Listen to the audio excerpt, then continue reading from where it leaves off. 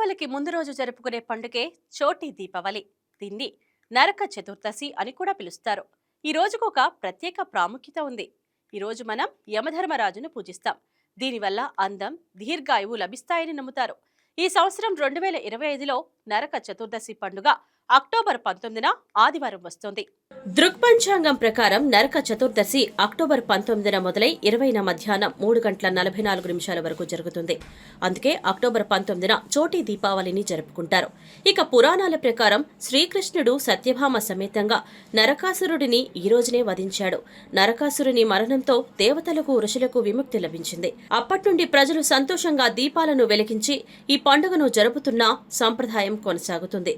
నరక చతుర్దశి పండుగలో కొన్ని నియమాలను పాటించాలి. అవేంటంటే, ప్రధాన ద్వారం వద్ద నువ్వుల నూనెతో నిండిన పెద్ద ఏకముఖి దీపం వెలిగించాలి. తినే ఆహారంలో ఉల్లిపాయ, వెల్లుల్లి వాడకాన్ని నివారించాలి.